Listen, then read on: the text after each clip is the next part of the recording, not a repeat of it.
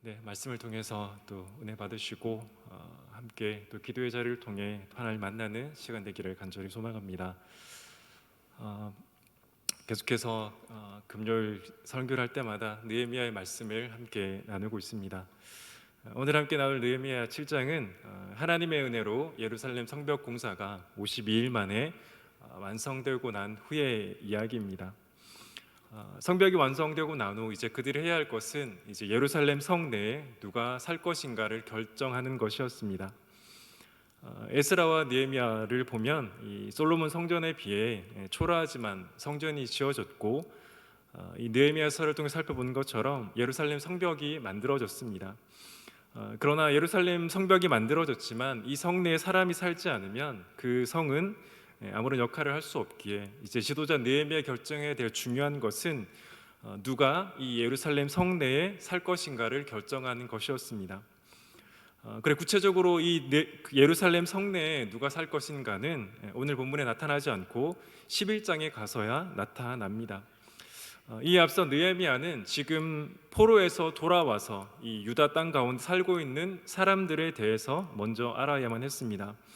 그리고 그 과정 중에 발견되어진 것이 포로에서 처음 돌아온 사람들의 이름이 적힌 명단이었습니다.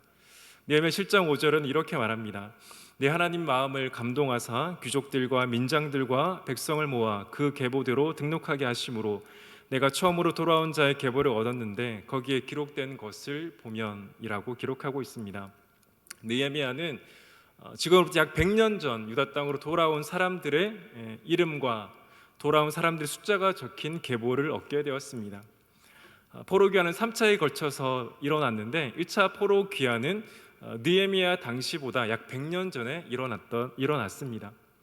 그렇다면 하나님께서 예루살렘 성벽 공사가 끝이 나고 이 예루살렘 성내에 살아야 될 자를 결정한 이 상황에 100년 전 이 땅으로 돌아온 그 사람들의 명단을 느헤미야에게 알게 하신 이유가 무엇일까요? 그 이유는 처음으로 그 땅에 돌아온 자들과 후에 차례로 돌아온 자들, 그리고 이제 불안한 가운데 예루살렘 성내에 살아야 하는 자들에게 하나님께서 여전히 그들과 함께 하시고 하나님께서 그들과 함께 하시는 그 약속을 지키시는 것을 분명히 그들이 알아야 할 필요가 있었기 때문입니다. 첫 번째로 이 땅으로 돌아온 이들의 이름과 적힌 계보가 그들에게 무엇을 말해 주었을까요?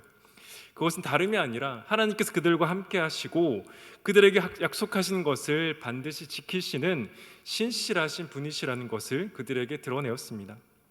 사랑하는 성도 여러분, 포로로 잡혀간 유다 백성들이 어떻게 다시 유다 땅으로 돌아올 수 있었을까요? 에스라 1장 1절에서 이렇게 말합니다. 바사왕 고레스 원년에 여호와께서 예레미야 입을 통하여 하신 말씀을 이루게 하시려고 바사왕 고레스의 마음을 감동시켰다라고 말합니다. 포로로 잡혀가는 그들이 유다 땅으로 돌아올 수 있었던 것은 하나님께서 하신 것이었습니다. 하나님께서 예레미야 입을 통해 이루신 것이었습니다. 하나님께서 바사왕 고레스의 마음을 감동시키셔서 이루신 것입니다. 더욱이 그들이 고향으로 돌아갈 때 하나님은 그들에게 은과 금과 그 밖의 물건과 짐승으로 도와주게 하라고 말씀하십니다. 에스라 1장 4절 말씀입니다. 그 남아있는 백성이 어느 곳에 머물러 살든지 그곳 사람들이 마땅히 은과 금과 그 밖의 물건과 짐승으로 도와주고 그 외에도 예루살렘에 세울 하나님의 성전을 위하여 예물을 기쁘게 드릴지니라 하였더라. 하나님의 백성이 그들의 고향으로 돌아가기 위해 사실 그들이 한 것은 아무것도 없었습니다. 하나님 말씀처럼 하나님께서 하셨습니다. 하나님께서 예레미야 입을 통해 이루신 것을 오늘 이루신 것입니다. 그러므로 느헤미야가 발견한 처음으로 유다 땅으로 돌아온 자들의 이름과 지명이 적힌 계보는 하나님께서 그들과 하신 약속을 지키시는 신실하신 분이시라는 것을 그들에게 알게 하시는 것입니다. 신명기 7장 9절 상반절은 이렇게 말합니다. 그런즉 너는 알라 오직 내 하나님 여호와는 하나님이시요 신실하신 하나님이시다라고 말합니다. 하나님은 하나님의 자녀들에게 신실하게 행하시는 분이십니다. 하나님은 하나님의 백성들에게 하신 약속을 반드시 지키시는 분이십니다. 그런데 신명기 7장 9절 하반절을 보면 이렇게 말합니다. 그를 사랑하고 그의 계명을 지키는 자에게는 천대까지 그의 언약을 이행하시고 인애를 베푸시되. 이어진 7장 9절의 말씀을 보면 하나님은 그를 사랑하고 그의 계명을 지키는 자에게 은혜를 베푸신다고 말씀합니다. 그런데 유다 백성들은 왜 바벨론으로 끌려갔습니까? 그들이 하나님을 사랑했기 때문이 아니라 그들이 하나님을 사랑하지 않고 하나님을 떠났기 때문입니다. 그러나 그럼에도 하나님은 여전히 그들을 사랑하셔서 그들과 하신 약속을 지키셨고 그들이 유다 땅으로 돌아오게 하시는 것입니다. 사랑하는 여러분, 오늘을 사는 우리를 지금까지 신실하게 인도하신 하나님을 기억해야 하는 이유가 무엇입니까? 그 이유는 지금까지 우리를 신실하게 인도하신 하나님께서 때로는 유다 백성들처럼 우리가 하나님을 떠나고 죄를 짓는다 할지라도 하나님께로 돌아오면 우리를 사랑하신 그 하나님이 오늘도 우리의 삶을 선하게 인도하실 것이라는 그 믿음이 오늘을 살아가게 하는 힘이 되기 때문입니다. 사무엘 17장을 보면 아버지의 부탁을 받고 전장에 나가 있는 형들을 살펴보기 위해 전장으로 나가는 다윗이 나옵니다. 전장에 나간 다윗은 하나님의 군대를 모욕하는 골리앗을 보고 그와 싸우겠다라고 말합니다. 그런데 다윗의 말을 들은 사울은 다윗을 향해 이렇게 말합니다. 너는 소년이고 그는 어려서부터 용사이기 때문에 네가 싸울 수 없다라고 말합니다. 사실 사울의 반응이 얼마나 자연스러운 반응입니까? 그러나 그 순간 다윗은 사울에게 이렇게 말합니다. 사무엘서 17장 34절부터 37절의 말씀입니다.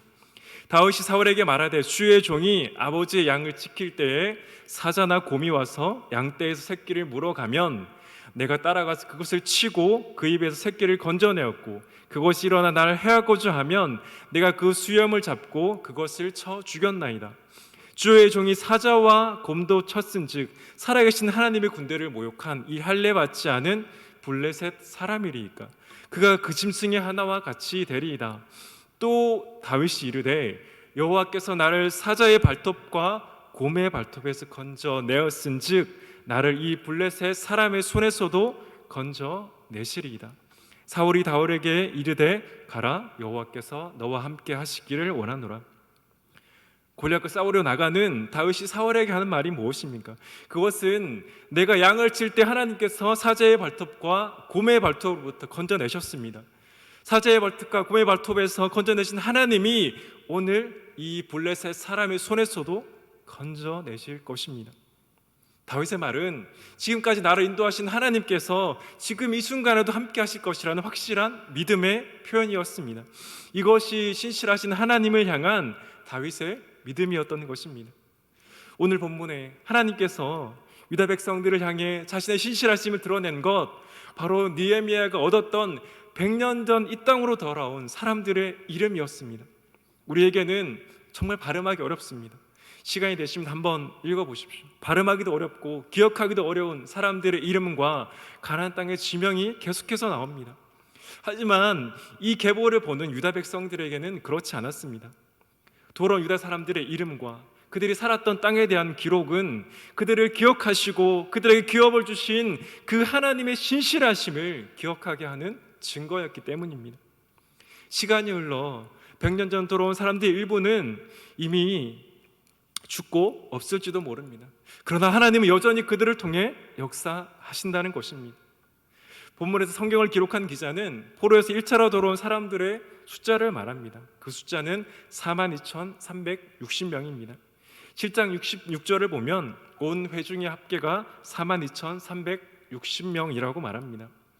그런데 66절의 말씀은 7절에 스룹바벨과 예수아와 느헤미야와 아사랴와 나알마와 니하마니와 모르드게와 빌산과 미스베렛과 비그웨와 느움과 바하나와 함께 나온 이스라엘 백성의 명수가 이러하니라.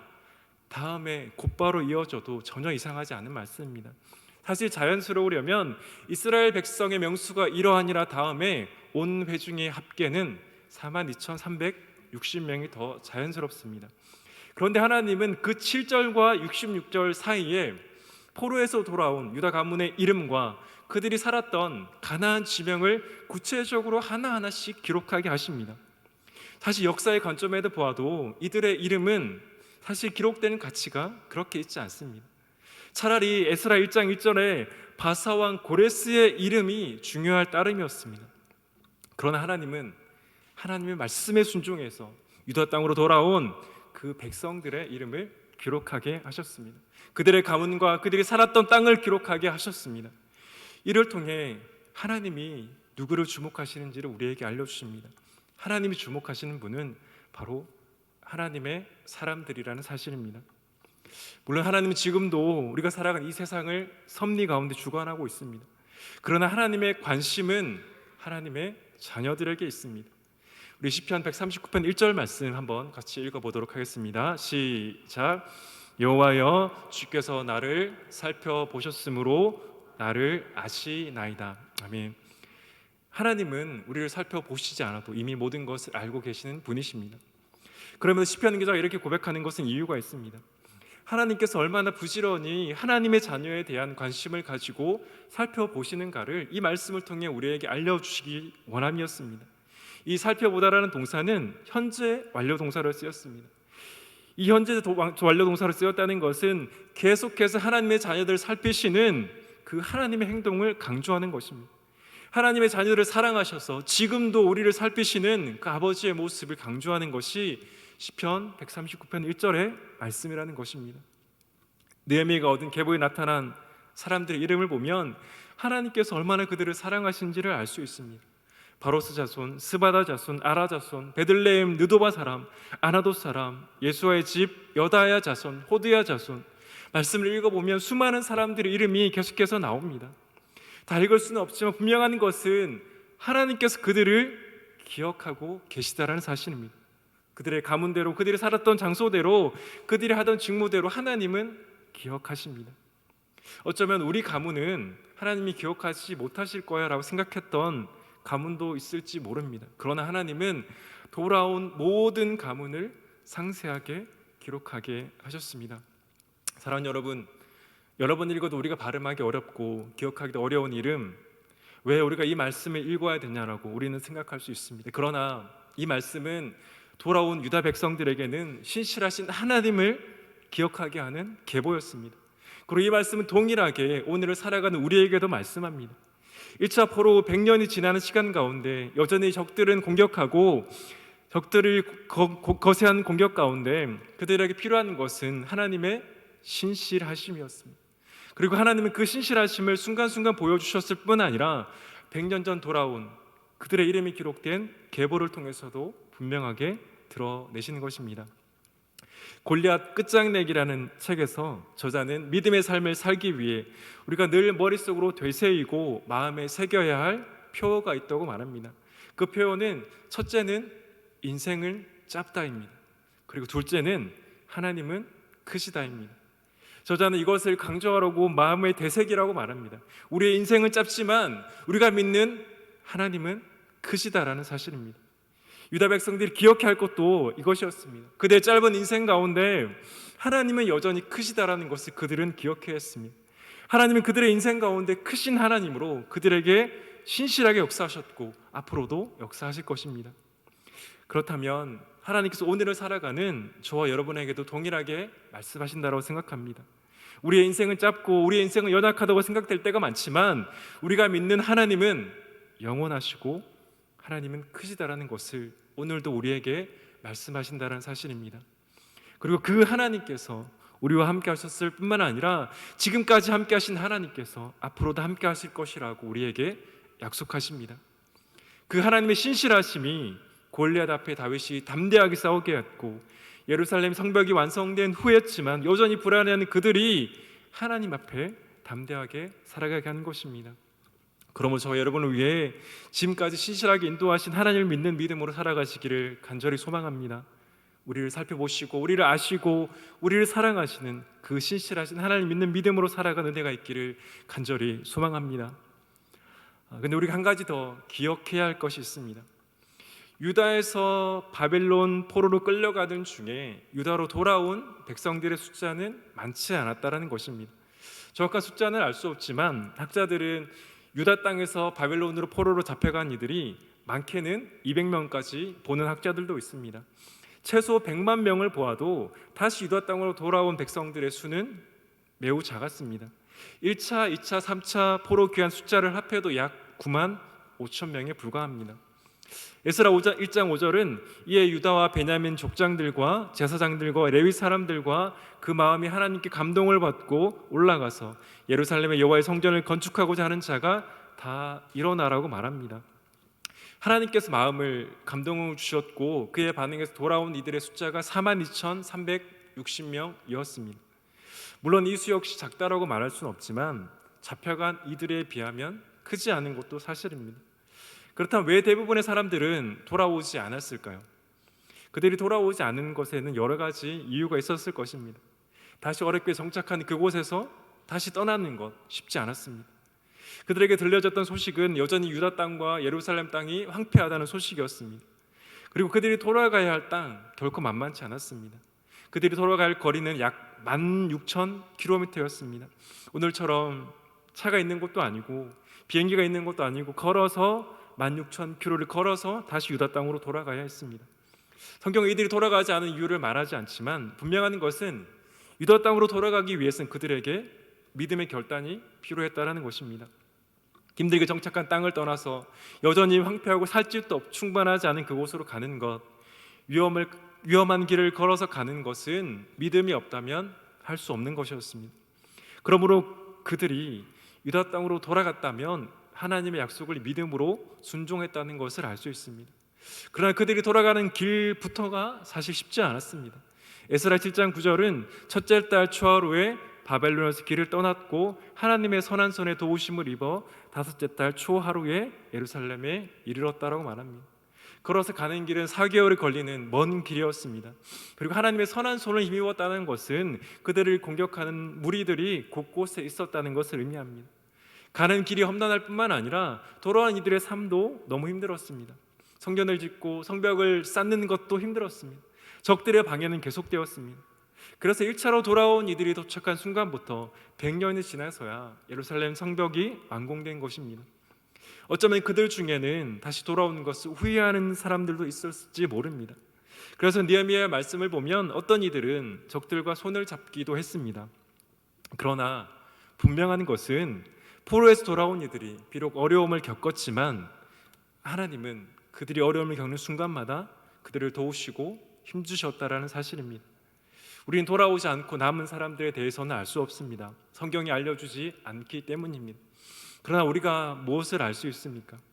돌아온 이들이 겪은 어려움은 결코 만만치 않았습니다. 그러나 하나님은 그들을 외면하지 않았습니다. 하나님은 그들을 통해 자신이 여전히 그들을 사랑하시고 그들을 위해 일하시는 것을 하나님은 알게 하셨습니다. 이것이 그들에게 은혜였습니다. 사랑하는 성도 여러분, 우리는 먼저 하나님의 말씀 믿음으로 순종해야 합니다. 순종이 먼저라고 성경은 말합니다. 물론 우리가 믿음으로 순종할 때 우리는 어려움을 겪을 수 있습니다. 성경의 인물들 뿐만 아니라 우리 믿음의 선배들, 아니 우리가 믿음으로 말씀으로 순종할 때 어려움을 겪는 것을 경험하기도 했습니다. 그러나 우리가 그럼에도 하나님 말씀을 믿음으로 순종할 때 우리는 우리를 통해 일하시는 하나님의 역사를 경험하게 될 것입니다. 출애굽기 14장 13절을 보면 애굽을 나온 이스라엘 백성들이 홍해와 바로 군대 사이에 갇히게 됩니다. 그때 모세는 말합니다. 모세가 너희에게 이르되 너희는 두려워하지 말고 가만히 서서 여호와께서 오늘 너희를 위하여 행하시는 구원을 보라. 너희가 오늘 본 애굽 사람을 영원히 다시 보지 아니하리라. 이스라엘을 그들을 위해 홍해를 가르치는 하나님의 능력을 경험한 것은 그들이 하나님의 말씀에 순종해서 애굽을 떠났기 때문입니다. 말씀의 순종 때문에 비록 홍해 바다와 바로 군대 사이에 끼었지만 그 순간에 있었기 때문에 그들이 홍해가 갈라지는 그 하나님의 역사를 그들의 눈앞에서 경험한 것입니다. 그렇다면 우리가 믿음으로 순종할 때 우리가 겪게 되는 어려움도 다르지 않을 것입니다. 포로에 돌아온 이들 어려움을 겪었습니다. 힘들었습니다. 밤과 낮으로 일을 하고 경비를 서야 하기도 했습니다. 그러나 그들이 말씀에서 순종하며 돌아왔기에 그들은 하나님의 역사를 경험했습니다. 그리고 말씀에 기록되었고 오늘 우리가 그 말씀을 통해서 그들을 보게 되는 것입니다. 사랑하는 여러분, 저와 여러분을 살펴보시고 아시고 저와 여러분을 위해 일하시는 그 신실하신 하나님을 믿는 믿음으로 저와 여러분에게 말씀하시는 그 하나님의 말씀 앞에 순종하시기를 간절히 소망합니다. 하나님을 의지하여 믿음으로 말씀에 순종하는 자만이 하나님의 일을 경험합니다. 그렇지 않으면 우리의 힘의 한계만큼만 경험하게 될 것입니다. 말씀드린 것처럼 우리의 인생은 짧습니다. 그러나 하나님은 크십니다. 이 말씀을 기억하시고 우리의 짧은 인생 가운데 그 크신 하나님의 역사를 믿음으로 말씀에 순종하셔서 하나님 행하시는 그 놀라운 역사를 경험하시는 은혜가 있기를 주님의 이름으로 간절히 소망합니다. 함께 기도하겠습니다.